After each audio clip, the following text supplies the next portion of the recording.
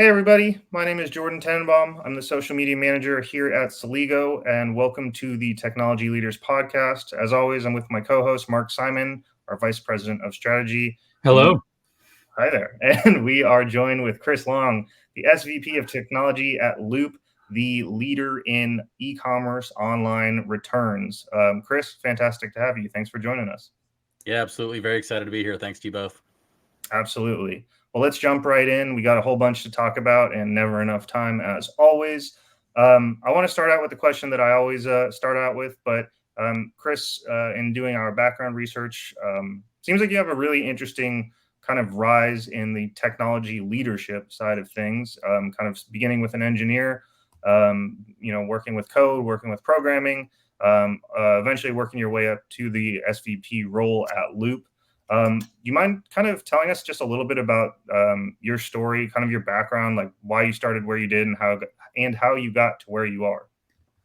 Yeah, absolutely. I've told this story many, many times, and you always kind of wonder where to start. But in this case, maybe I'll start at the very beginning, even though that's pretty far back. When I was 13, I found the DOS prompt on an old Windows 3.1 machine in my buddy's BASIC and found the QBasic shell and just started getting in there and dorking around. Um, and realistically, the story then unfolds a little bit like, and I've been a straight line ever since then. As I've gone through my technology journey, I've certainly learned that the straight line that I have run down the software engineering and then leadership path is actually the anomaly. I know a lot of people talk about, picking their career and then running downhill at it, but I really, really did that early. So I started writing and taking classes in high school, which they had just kind of started doing, CS degree in college. Went right into the consulting world and did a few years of that. Spent a few years at agency. Really got my feet under me there, doing a lot of very direct technical closing with some really big companies. And so got a chance to really lead teams, drive RFPs, design solutions for some really, really large enterprises across the United States. And, that was where I really realized I'm pretty technical, but I'm also pretty good with people, and leveraging that unique skill set, which is still a bit of a niche today, is something that I really wanted to build my career around. And that was it. I kind of started running downhill at some of the leadership stuff and building my management toolkit, so to speak. Continue to iterate on that and try and improve here at Loop. Awesome. Well, thank you, man. I appreciate you giving our guests a little bit of your background, and always cool to hear when people kind of like discover something at an early age and it becomes their lifelong passion and talent as well. And I think the next thing that we always like to hear is obviously Mark and I know a little bit about Loop and what you guys do, but could you talk about the inherent problem that Loop solves Yeah. and what that does for your customers? Yeah, absolutely. So, as direct to consumer brands and e-commerce really have exploded over the last, I don't know, 10, 20 years, and the rise of the internet has given way for e-commerce first businesses. I would say that the need for handling returns really evolved as a natural extension of growing online businesses. And in the early days, there were these brands that were doing lots and lots of orders, and returns weren't a huge problem as they were scaling in the early days. But especially as they start to hit some of those like mid-market and enterprise size scale, returns just become a massive problem. And without a dedicated solution, which Shopify, some of the other platforms out there, big commerce, did not have. The app ecosystem was relied upon to provide these solutions, and that's really where Loop was born. I always say Loop was born out of product market fit, but we were kind of born out of an agency that was building apps for Shopify customers. And by the fourth or fifth time, you're like, hey, we're having a problem with returns. Hey, we got 1 million returns. We can't manage these things. You go, okay, there's a product here.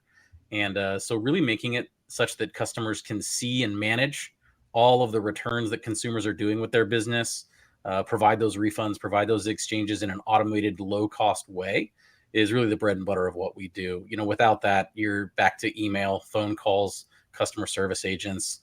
And, it's both a really, really terrible consumer experience, as well as just a really costly way to operate the business for the brand. It's a very expensive way to manage something that's already a pretty loss heavy part of the operation. That's a fantastic way to explain it. And I think something that pops into mind that I feel like I learned this when I was in college, but if you have a bad experience with a business and they solve it and make it right, 90% of the time the customer will come back to your business. And in my opinion, one of the worst things to deal with as a consumer is returns. I absolutely hate driving to the UPS store and dealing with that kind of just riffraff. And the fact that you guys took something it's so, I don't want to say obvious because that's almost a bit diminutive, but it's so important.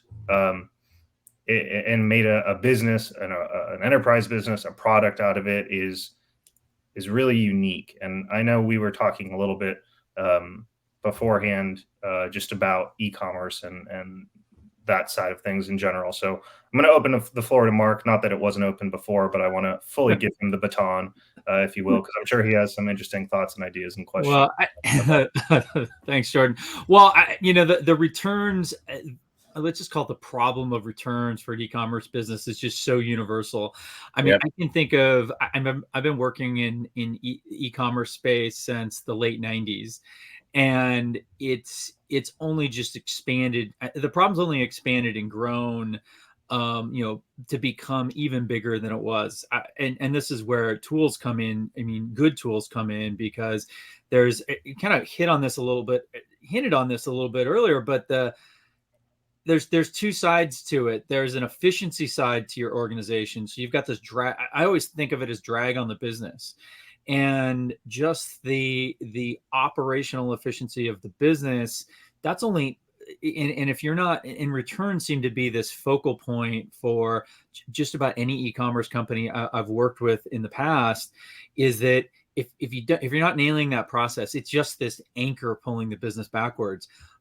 But I think what's really interesting is how that might have been the primary concern for so long. Maybe, let's say the first 2/3 of the last 20, 25 years.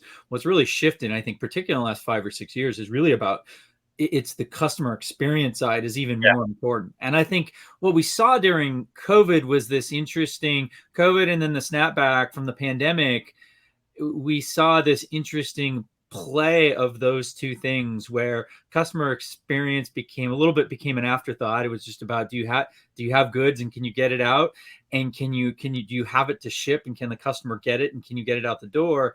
And then what we saw when that sort of the boom around e-commerce just came back a little bit, now all of a sudden customers are like, no, I want a good experience. Like, and not just I want, like they're demanding a good experience. And I think it just put this really big focus, and everyone's been trained by these big e-commerce companies that they work with, whether it's Amazon or anybody else. They sort of have an expectation. And I know as a small player, like there's no room I think as a small e-commerce shop anymore. You can't really get by with a sort of funky returns process, or one that's like not transparent. And that's what I see is those companies that aren't stepping up and finding a good solution to bring to meet that customer expectation on experience.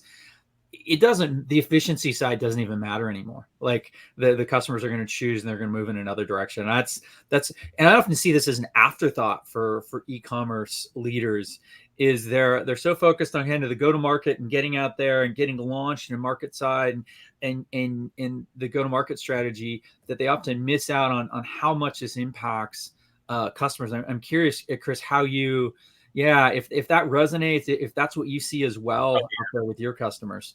Yeah, absolutely. I mean, so, kind of touching on one of the important points you said there, which was around how the pandemic changed and shaped e-commerce. And obviously, we've been talking about that ever since it started. But consumer experience is one of those things where when the pandemic hit, almost all shopping was online for the most part. And you had so many new consumers and customers who were forced into that channel, who maybe had been reluctant or were used to more traditional brick and mortar experiences. And all of a sudden, returns, like, it's not that you want to have a great experience, it's that you had to, because it was the only way to navigate the process with your brand. And so all these consumers who hadn't even been exposed to online or digital returns are suddenly finding themselves, trying to navigate this in an already stressful time. And that's the moment when I think a lot of brands, especially the ones who are looking at returns as a growth driver, saw the CX opportunity and said, okay, we can really do something powerful here, and we can really create really strong retention. We can drive brand advocacy and save costs. It's amazing how many of our deals and merchants that we win today we win because of our customer experience. And we've put a ton of product investment into making sure that not only can you drive cost savings with a good customer experience, and really we'll talk a little bit about like retaining revenue, because that's one of the things that we do really, really well also to help with that cost offsetting. But they can create really powerful consumer experiences and keep them very specific to how they want to run their brand, which is so important to many of these customers, is that they don't lose agency and autonomy in the experience, but that they've got the tools to create what the consumer really expects. You're right, Amazon is a trendsetter in all these things, and to some extent we're often finding ourselves broadly in e-commerce having to follow some of what they're doing, just because they're really driving the way on a lot of things. And consumers are expecting more and more differentiated and really high-end, high-touch returns experiences. They want more convenience. They want more options. They continue to want lower fees, which is an interesting push and pull in today's world. But meeting the consumer's expectations for what the returns experience is like is just a critical piece for making sure that your brand's living up to consumer expectations today. Yeah, Chris, that's really interesting. The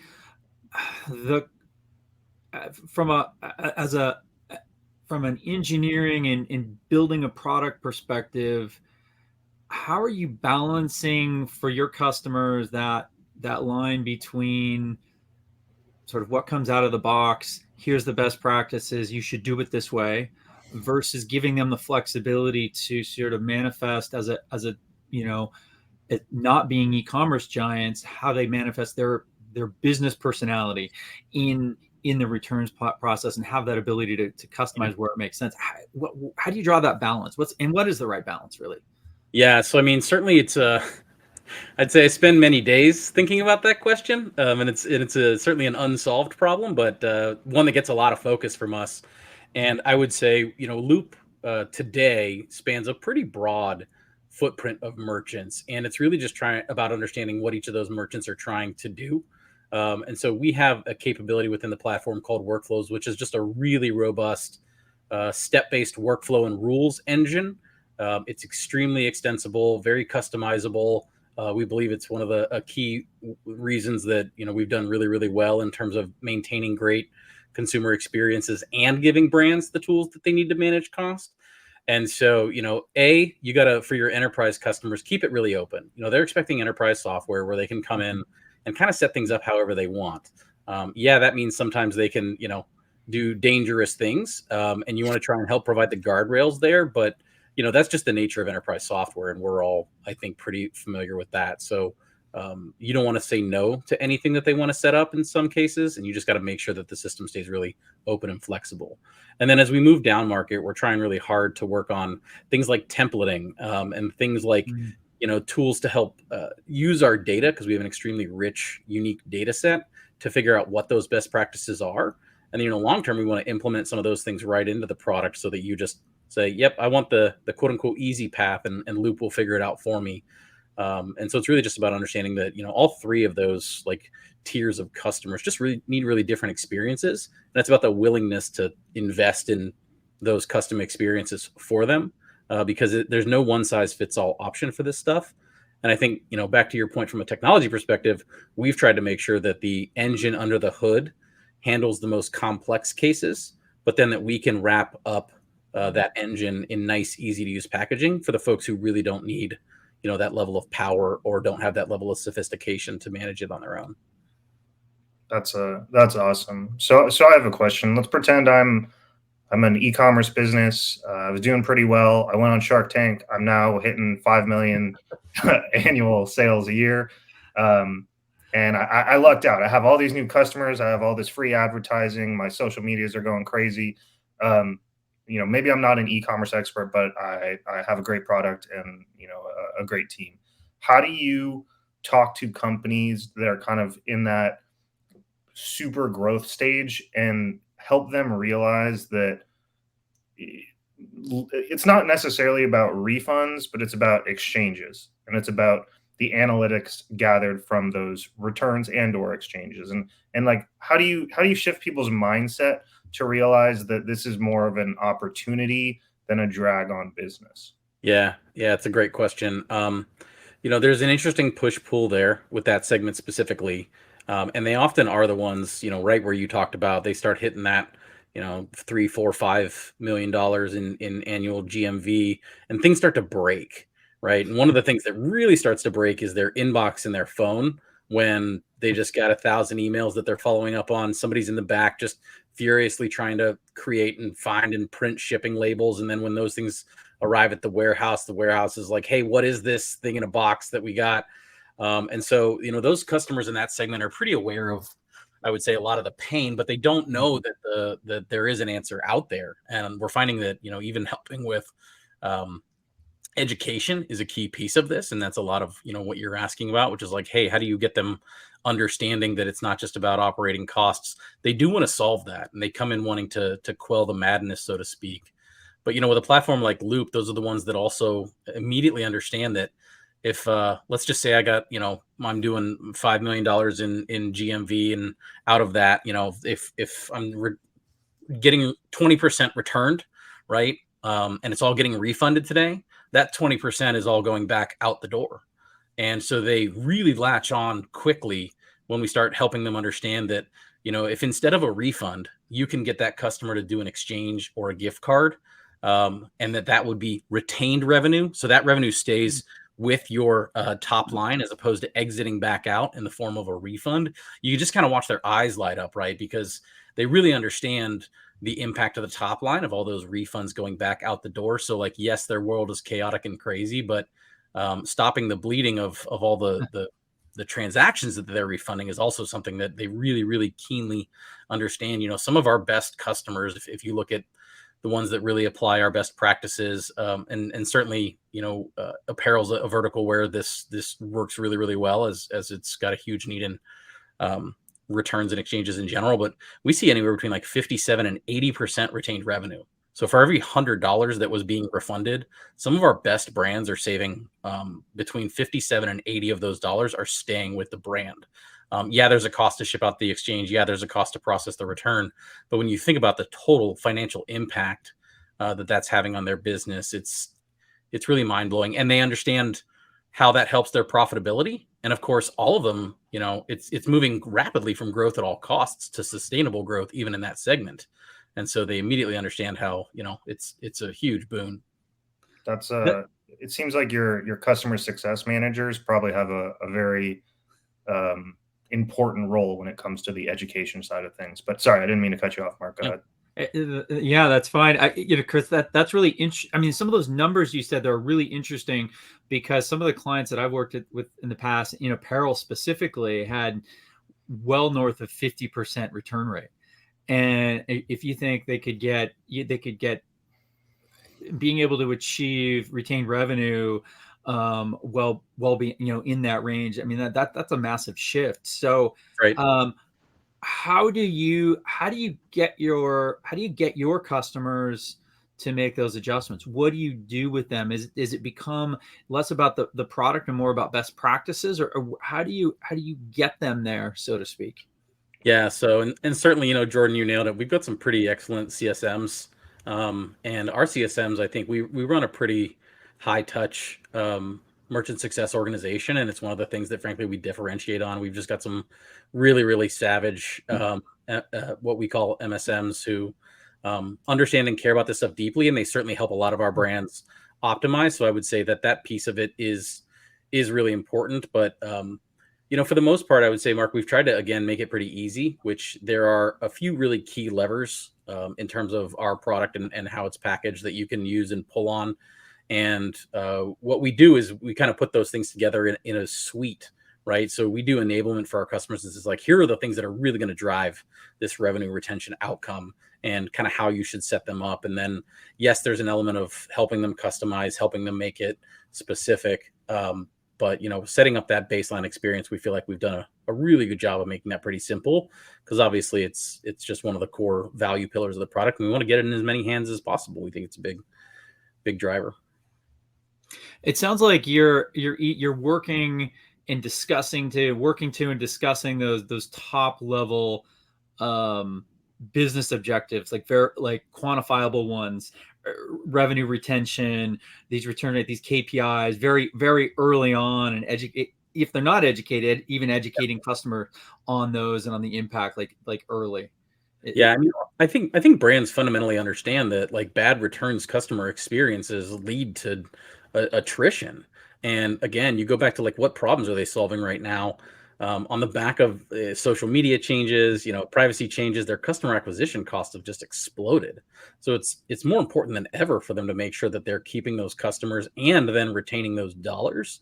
And so they start to see this stuff and understand how it can offset or obviate some of those CAC costs, and Mhm.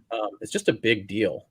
They really get it, and I think to your point, they are important KPIs, and a lot of times it's ones brands aren't thinking about until they're sitting there in front of us. So again, we do a ton of education just to help people understand this view, because it's still new, it's still fresh. Some of these things are only a few years old in terms of, like, brands really understanding these concepts at scale, because the platforms have come a long way in the last 7 or 8 years. And so there's a lot of education behind it. Seems like it's also like something that pays off beyond just a positive customer experience or keeping money, because what that does in terms of driving customer loyalty, like I said earlier, if you have a good experience, you're probably going to come back and do something again. And so there's just like layers upon layers of value that this very small but important aspect of online sales provides. And it's just very cool to see how you guys attack that from all angles and position yourself for customers. And again, apologies for cutting you off, Mark. Go ahead. So you see who's quicker to jump on in here, Jordan. But no, Chris, what's interesting to me here is to see some of the parallels that you're talking about in returns, how that parallels what we see in integration, and simply in the mid market customers, like we find our customers do.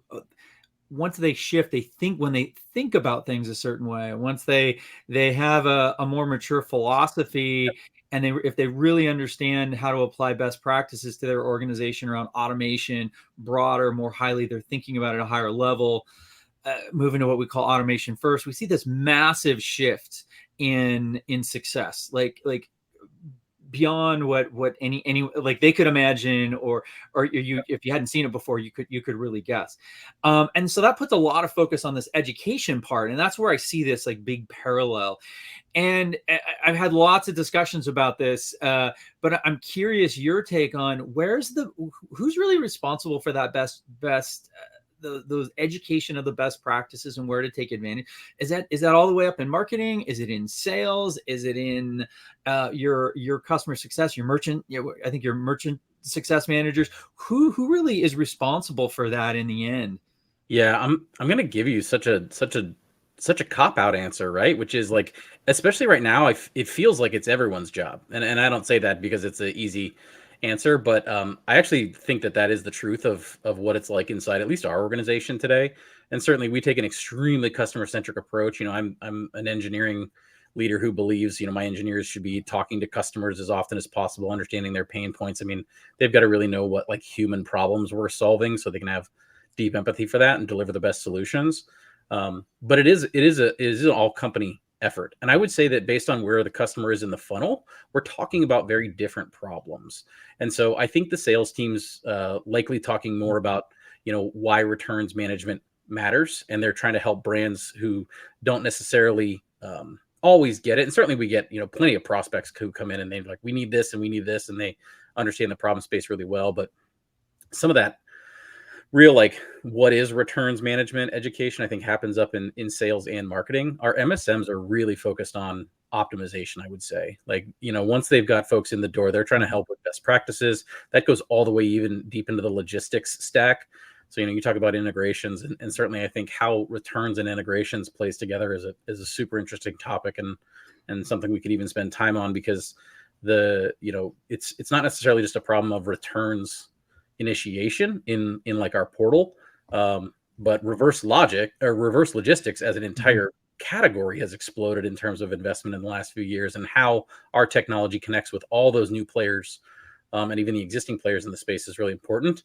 And again, our MSMs are helping brands understand a lot of the impact of what's happening in the supply chain on the reverse side and how that can impact their business. And so then on the product and engineering side, we're trying really hard to stay ahead of those things too, because all that stuff rolls down the line, and ultimately is what shows up on our merchants' bottom line when Loop does or doesn't solve certain problems.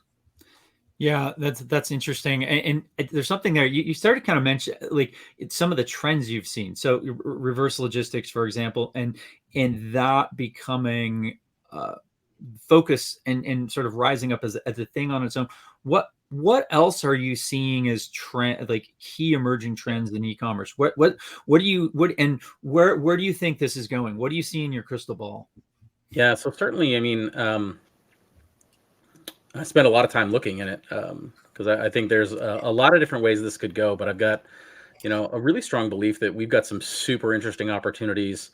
I would say to both really drive what I call the top end and the bottom end of the returns experience. And when I say that, what I mean is, we want to continue to provide really great tools to detect and automatically provide incentives for a brand's best customers. We want to continue to build extreme brand champions and advocates. And a lot of what we've put in our technology allows for brands to do that and create that very curated kind of VIP experience, because we think that's just going to continue to be really important. And then, of course, all of our brands want to figure out, well, how do I turn that next layer of buyers into those advocates? And so that graduation program is something we think is really important. Going back to, the CX of returns is a real powerful lever to use to drive consumer behavior. And then, from a logistics perspective, gosh, there's so much moving here. It's really, really fascinating. But I would say there's a massive problem in how 3PLs and brands are able to partner together to what we call disposition, grade, and process returns. So if you think about how many of these things are coming back, especially now that e-com volume is up, and as a result, online returns are up, and that's why Loop exists. But the number of boxes that show up at warehouses that need opened, checked, is it damaged, is it good, can we resell it, how do we get it back on the shelves? Managing all of that inventory is a multi-billion-dollar problem in and of itself. And so Loop is very focused on creating and working with partners and building tools to help manage that problem, because it's really expensive for the brands. There's a lot of lost inventory in that space, and there's a lot of fraud that we're seeing starting to pop up in that space. So Loop is very focused on building out fraud detection, fraud capabilities. We want to give back to our powerful workflows engine, our customers, the tools to detect and manage these things in a way that fits their business practices. But I think those are some of the things that are really going to become more and more right in our faces as we get through the next 12 to 24 months with returns. That makes a ton of sense, and having it actually brings me back to some things from a while ago in my past. But I can think of being a leader in an e-commerce company, and I mean going down and spending time at the 3PL. And walking the floor and sitting and walking through and designing and redesigning and going back and redesigning these return disposition processes, because they were so hard to get right, and they were never done. And it was just you kind of fix one problem, and as soon as you get that just means you bring light to the next problem that you couldn't see because of the three things that were in front of it. But the value to impact a business there was massive, because just the amount of hours and effort and time, and whether they were our own internal resources or whether it was through a 3PL, you were paying for it either way. Right. And it was that was huge, and being able to have something that's a little more turnkey, that takes account what type of business you are and what type of goods you're selling and getting return, but then can lead the way. I don't know. That's just something where you always want to start with best practices, and then, okay, are we doing something different because it's adding value or not? Right. And that was always a question we grappled with, was, okay, is this really adding value? Are we really unique or not? Yeah, and it depends a ton too. Like, vertical specific there matters a lot, and we're seeing some verticals really struggle with it because they need that, what we would call inventory recovery. Like, they need to get that product back in stock and resold. Yeah, to your point, it's fascinating. We go out and look at these warehouses, and you've got on one side the fulfillment, and there's robots picking, and they're like picking and filling boxes and doing all this, and then you look over at the return side, and it's just pallets and pallets of dented cardboard boxes wrapped up in saran wrap, and like, it's the delta between how much technology enablement's been put into the reverse supply chain versus the forward supply chain. Again, it's coming, but it's still so far behind in terms of its level of optimization and sophistication, that we think there's a big opportunity to help out there a bunch. And yeah, and that makes a lot of sense. You talk about the verticalization, and a lot of my experience has been in with seasonal types of goods, and think of especially like in some like winter-based sporting goods or summer-based, and you've got these windows, and the value of your inventory, you go past the peak point in the season, and every day you hold it, it's worth less and less. Exactly right. And so if you get something that was returned and it's still sellable, and if you can get that back turned around quicker in a matter of days, the difference between days and weeks has a major material impact on the bottom line, just in the value if you're seasonal. And it's so interesting too, back to your point on that, it's like, we're working with a lot of logistics partners in the space, and we work with a consolidation partner who our brands love and saves them a lot of money. And for the vast majority of things, it's a fantastic offering, such that they can consolidate all of those returns onto a pallet and then ship them back to the warehouse, so that they're really saving on those freight costs. But it adds anywhere between 7 and 21 days to the restock time because of that additional hop. And so brands are grappling like crazy with, it's saving me money, but is it? Am I making that money back in the end? Like, especially you talked about seasonal or fast fashion consolidation is, I don't want to say it's a no-op still, but I just don't think there's an offering that's like enabled well for fast fashion yet in some of those things. And it's a real challenge for brands to figure out how to blend these things together. Again, certainly you asked where are things going, but I think Loop has a strong belief that brands are going to have to, much like they do today in many cases, they're going to have multiple reverse logistics offerings that they need to aggregate up and that are blended together in harmony to create this experience. And that's another place where, with integrations, pretty soon you're going to, if you didn't have a Loop, you would need an integration with DoorDash for pickups, and Happy Returns for drop-offs, and UPS and USPS and FedEx. And, it's not even just a matter of like, how do I get labels? It's how do I have all of the touch points that I need in a really solid reverse supply chain strategy. And without a Loop in place, it's really hard to spend the investment needed to build out all those integrations and connect all those systems, because consolidation works well here, but direct box and ship works well here, and all of these things are just, it's very fragmented right now, and super interesting. So we're coming up a little bit on time, and I know I want to be respectful of everyone's schedule and whatnot. I have one question that I want to ask that touches on what you were just talking about, Chris. Mark, I know you're kind of on a roll, so I just wanted to let you know that we're coming up on time. But did you have anything before I jump in with my final question? Before your final question, what I'd love to ask Chris is, and what brought it to mind was, he mentioned the word consolidation, and in a different way, that reminded me of some of the consolidation that's happening in the returns space. And I just wanted to get Chris's take on that, and what, what's happening there in the return space, and how that's impacting the business, and how Loop is managing that. Yeah, certainly it's we're seeing obviously Loop is seeing some consolidation firsthand. We've recently entered into a strategic partnership with a firm as they're shutting down their Returnly product. Returnly was another returns management software business that we were essentially directly competing with. And at the same time, in our partnership with a firm, we're working to transition as many of those merchants over to our platform as possible and provide continuity for them. But we're seeing a pretty clear push towards one of two targets, and I think the enterprise space and the SMB space are really taking shape with what players are dominating in each. It is really, really hard to stretch both ends of that, as it is in almost any line of business. And Loop is very focused on continuing to support the SMB and mid-market brands that we have, but also continue to serve our enterprise customers and grow with them, as I think that's where a lot of our growth is focused. But we've, had a chance to thankfully be a part of some of that market consolidation, and we're very excited to bring a bunch of the Returnly customers over. I think there's still going to be a lot of M&A happening as well that spans both technology and logistics companies.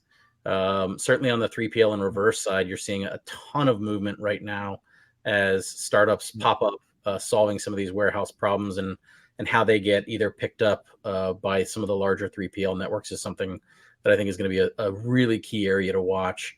And we didn't even get to re-commerce, how some of these goods get not restocked, but sent down to liquidation channels is another huge opportunity over the next, 3 to 10 years as online brands are looking for those liquidation channels that traditional retailers have. And the movement in that space between what we would call both the pixels and the parcels is just massive right now. So it's super interesting to watch. Awesome. Well, thank you. I appreciate that, Chris. That's a super insightful answer to Mark's question. I actually have two final questions, so I'll try to keep the second one a little shorter. But we touched a little bit about the similarities between like Celigo in the iPaaS world and Returnly in the e-commerce world. We're obviously an integrations company, an automation company.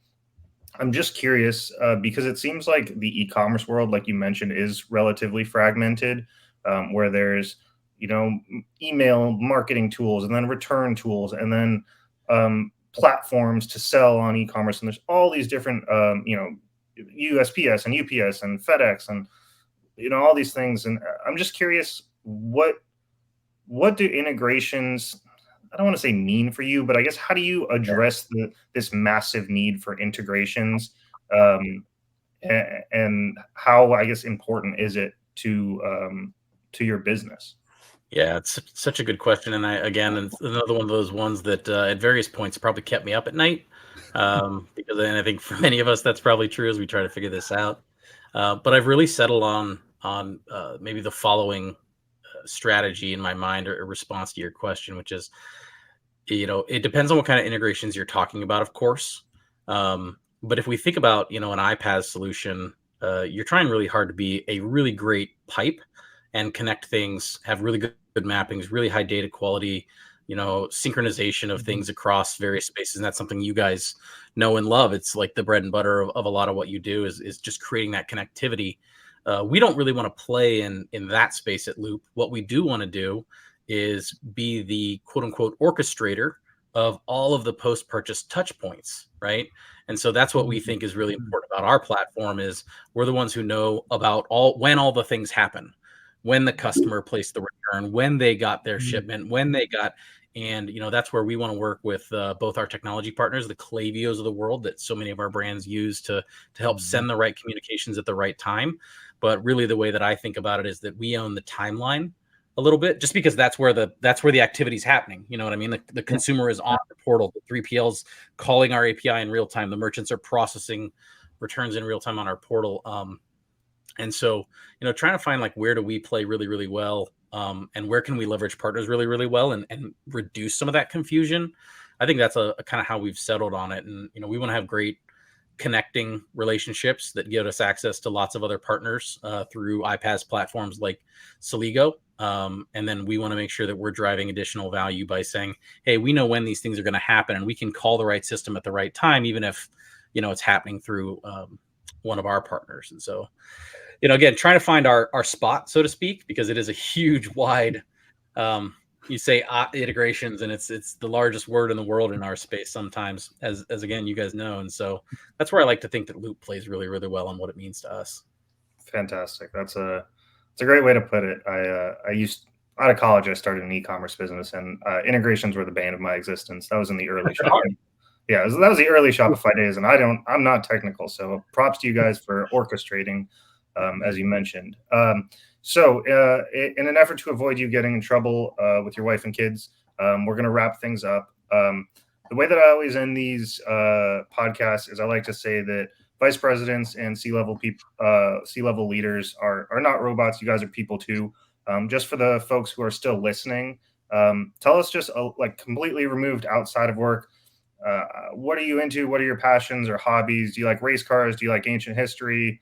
What are you into? Just to give you a little rounding out, if you will, before we end. I love that question, and I, my short answer is I'm a hobby collector, which means I could spend days answering this question.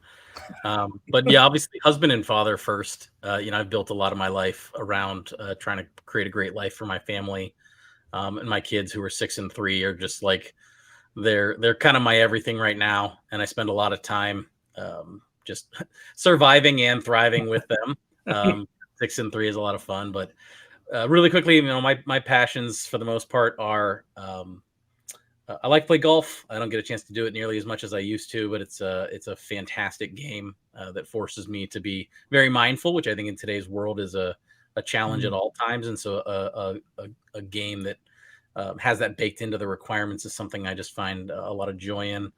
Still like playing video games. I'm a classic nerd. Have always been a classic engineering nerd.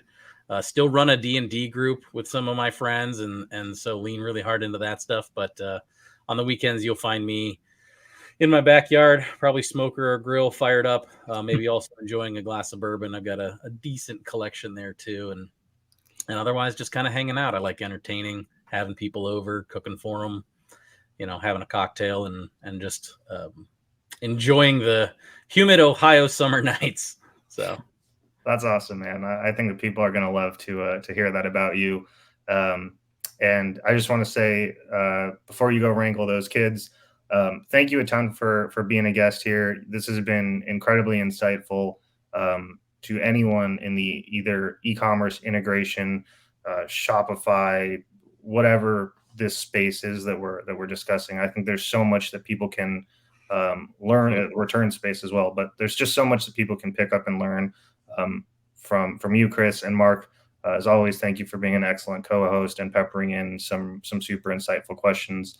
For everyone listening, I'm Jordan. We have our guest, Chris Long, SVP over at Loop, and Mark Simon, my co-host, who's a vice president of strategy at Celigo. Thank you guys for joining the Technology Podcast, and we'll see y'all next time. Have a great day, everybody. Thank you. Thank you.